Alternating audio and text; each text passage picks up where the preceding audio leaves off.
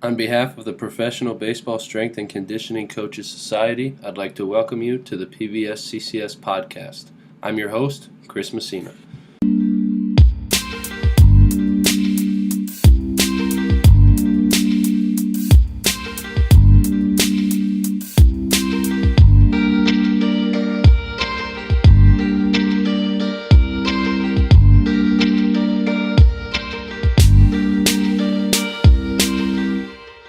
All right, everybody, I'm here with Furey Leva, the Philadelphia Phillies organization. Furey, thanks for coming on, man. Appreciate your time. Tell the listeners about yourself, if you would, please. Absolutely. Thanks for having me on, Chris. So first of all, from Elkins Park, PA, a small city right outside of Philadelphia. Went to Temple University where I got my degree in exercise science. So first started off, I was football strength coach. I spent time working at Villanova University and Temple University as well, and a couple of high schools in the area. I never really had much of a desire to leave Philadelphia. You know, I didn't know which way my path was going to take me, but I had a buddy who had started strength and conditioning, and he's working in the Tigers organization at the time, and he gave me a call and was kind of explaining how strength and conditioning in baseball went, and it blew away all my preconceived notions of how baseball players train. So it definitely piqued my interest, and I started looking around, and at that time that's when Pittsburgh had an opening and as an internship position, so I applied, and before you knew it, I was with Pittsburgh, and that was about 5 years ago now. So when we were together with the Pirates, you were in Double-A, right? I believe so. I know you bounced back and forth and everything, so it's probably cool to be back with the hometown team though, with the Phillies. Yeah, it is. It's a little bittersweet. Being from Philadelphia, I don't know why Philadelphia and Pittsburgh kind of have this hate for each other growing up. I told my dad I was hired by the Pirates, and he's like, look, as long as it's not the Penguins, you can still come home for Christmas. So, everything worked out all right. But, the Pirates was great, man. It was a big family over there, and it was, awesome 4 years within that organization. But it's cool being home now. Every time I visit affiliates and whatnot, I get to stop home for a night and have dinner with mom and dad, and see my grandma and stuff like that. So it's been pretty awesome for sure. Yeah, that's great, man. Any family time you can get during the season is huge. All right, so you're in a new organization, you're in a new role, you're the coordinator now. Kind of tell me some of the similarities, some of the differences between being a coordinator and being at an affiliate. What did you like? What did you not like? What would you do differently, I guess? Just kind of go into that for me. Yeah, so being a coordinator now, it's something again I never really envisioned for myself. I liked the affiliate role, and I wanted to be a major league strength coach. That was my goal, and for some reason I just kind of counted being a coordinator out of the equation, and I kind of had a serious talk with myself, and it was like, hey, you might being a coordinator might be what benefits your career the best, and help you move forward the right way. And when you get to the major leagues, you can prove to yourself you can stay there because you can do some of the other things. But as a coordinator, the things you miss having 25 guys. You spend 5 months with the same people just about every day, and those guys are almost family and brothers. And athletic trainer I had for a couple of years, I'm in his wedding, in a couple of weeks. So it's those are the bonds that you build as you're in a season or at an affiliate. So now instead of worrying about 25 to 30 guys, I'm worrying about 200. It's not as easy to build relationships like you did in the past, but still it's a new interesting challenge for me. You spend a little bit less time on the floor. You don't spend as much time coaching up the squat and the deadlift, like more of the fun stuff that you do at an affiliate. Now you have to kind of step back and let your coaches do more of that work, and as well as some of the organizational stuff you need to do on the computer, and answering emails, getting things like that done. So another big change too is the off-season responsibilities. When I was an affiliate, I had some like camp roles, and I had to visit players during their off season, but you had an off season, you got to go home, and in this role here, it's basically year round. We have rehab guys in the off season, and you got instructional league, and then you got about 6-7 weeks of camp. So you're just constantly rolling here. So which is good. I enjoy staying busy and continue to work and get things done. So it's good for me. Yeah, I'm about a week into my off season. I'm already going crazy, so I envy that you have you have things to do. So along those lines, what would you say the biggest struggles were that you experienced in your first year as a coordinator? Yeah, so one of the initial things is, understanding how a new organization works. There's kind of some things that you assume like every team does this because, well, the Pirates did it this way. Why don't the Phillies do it this way? Or you just assume that more things are going to be similar when, from organization to organization, there are different philosophies, different views, different, like financial means. There's just things that are different, that only being with one organization up to now, I didn't fully understand. And so just trying to grasp, organizational views and philosophies was an initial struggle for me, but I feel that I've caught on by now. Also, your first year, you don't want to be overly ambitious. So you can't come in like, we need to do this and that.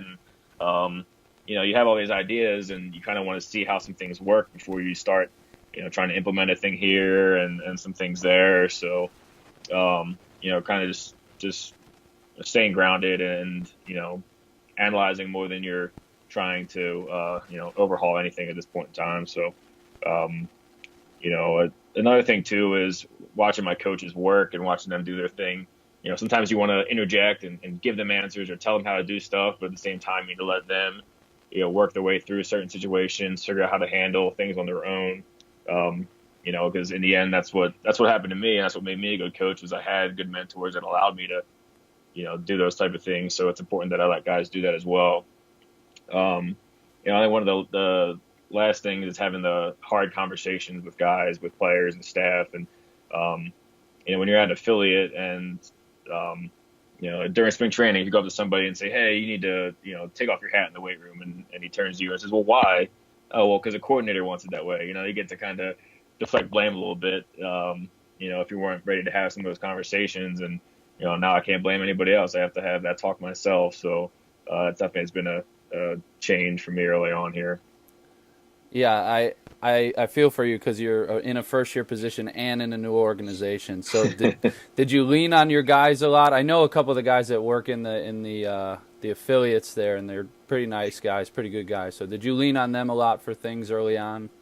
Absolutely. I mean, our major league guy, Paul Fournier, he was a coordinator here before he was a major league guy, and he was very very crucial to me as far as getting everything set up. And the program is already in place. There wasn't a whole lot, that needs to be done. It was just, keeping things fresh and, kind of, keeping things moving in the right direction. So Paul was very vital in that aspect. And, we have Dong in AAA. He's tremendous as well. He's been here a long time, and, he knows the ins and outs of the organization. And he really helped me as well with how things work, the scheduling and stuff like that. So, without a couple guys that had been here for, an extended period of time, I might have been in some serious trouble trying to figure everything out on my own. So it worked out well. Yeah, you got to know when to lean on others and when to take some initiative. And it seems like you're doing a good job with it. So kudos to you. I appreciate that. Thanks, Chris. So what do you believe makes a strength and conditioning coach successful? You're a coordinator now. You're on your way to the big league soon. Clearly you're on a path that's quote-unquote successful. So what do you believe makes a strength coach successful? Well, I think what's important is, finding a way to connect with the players. A lot of the main things we do here is how do you build relationships and how do you connect with your guys? I could have the greatest strength and conditioning philosophy and program of all time. And, if I couldn't get anyone here to listen to me or trust in me that I know what I'm talking about, it doesn't matter, which program I have written up. And to that point, when you're going through the interview process for this, not one person asked me, hey, can you coach up a squad? Or, hey, what does a, sample program look like? Those weren't the questions. It was how do you connect and how do you communicate? Those are kind of the important things. It's assumed by this juncture, everyone knows how to coach up as far as lifting goes. It's about how do you get across to your guys.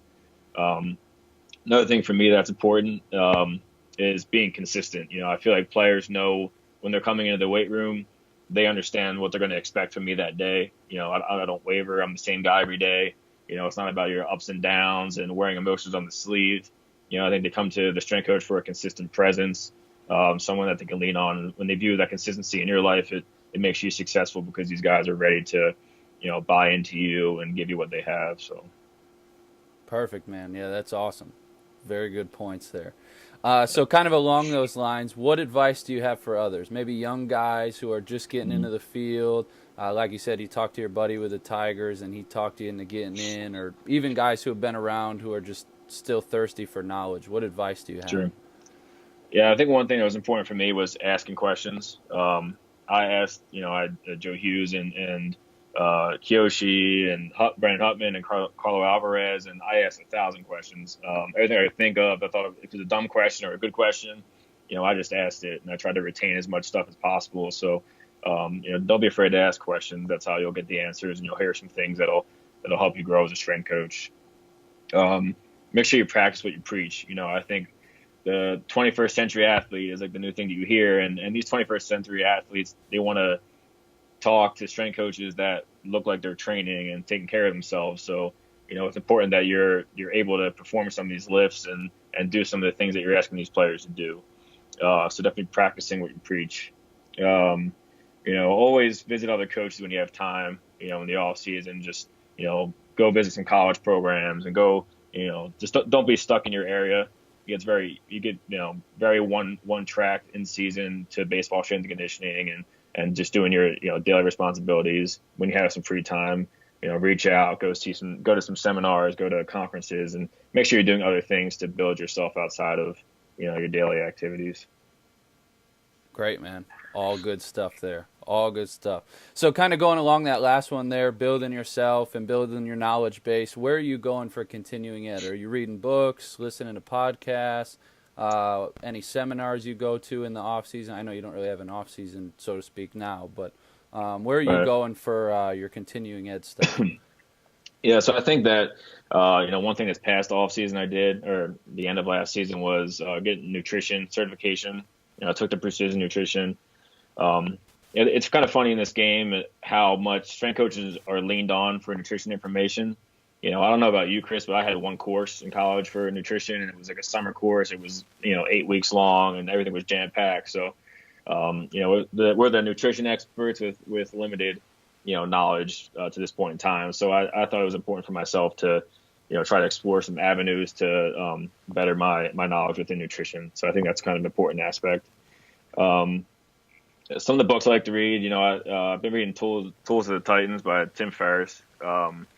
It's a pretty popular book right now, and it just kind of outlines the daily habits and rituals of most successful people in the world, from, athletes to CEOs and all types of successful people. So, I think developing some habits and some routines for yourself is what is important for success, and kind of reading how some other guys do it and give you some fresh ideas. That's been good for me as well. So that's what I've been working on.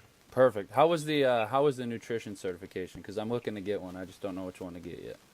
Yeah, I think what's important to this one is, it's online, so it's at your own pace, and it's one of those things where you can kind of get in where you put out. So I could have easily opened my textbook and opened the quiz at the same time and just worked my way through everything and done it in a couple weeks. That's if you want a piece of paper. If you're trying to actually learn something, you got to take a little bit more time. It has a lot of good content in there, and I just really try to focus time on the content and some of the more boring stuff that was going to be more crucial for me down the line. So just if you put a little bit more effort into it, I think it's a good idea. It's kind of how it is with anything, right? You get out what you put in. So absolutely, that works for me. Cool. All right, man. If you're down, let's do a lightning round. What do you think? Bring it on, Chris. See what you got. All right, perfect. All right, so first question. Your biggest influence on you as a strength and conditioning coach, who is it?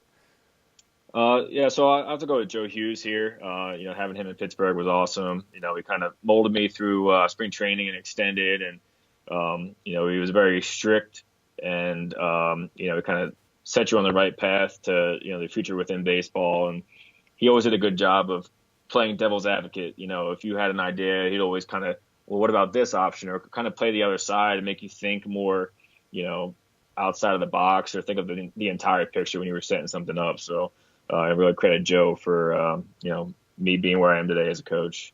Joe's always like 3 steps ahead of you. It's unbelievable. I don't know how he does it. You think you got it figured out, and then he's got an angle that you're like, ooh, I didn't even think of that. Right back to the drawing board. So Joe is one of those guys, man. He is incredible. All right, second one. Only one piece of equipment to train with. What would it be? A barbell for sure. A big barbell guy. I love the big lifts, the deadlifts, the squats, the rows, and anything we could do with a barbell. So if there's one piece for me, it'd be the barbell for sure. Agree completely. Yeah. All right, third one. This trips people up. Greatest accomplishment professionally or personally?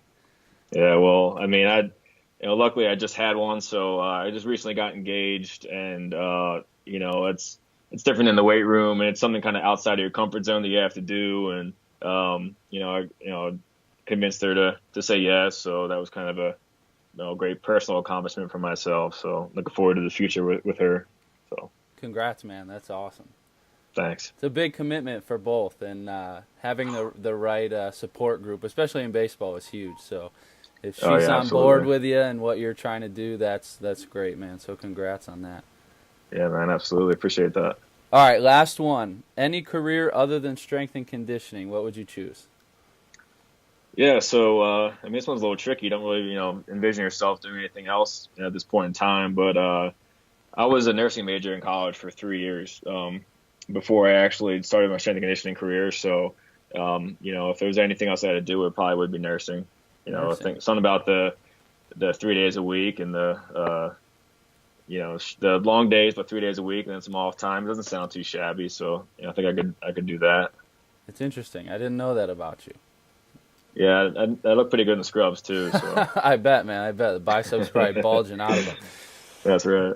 Well, it's been fun, man. If the listeners want to get in touch with you, where can we get a hold of you? On social media or?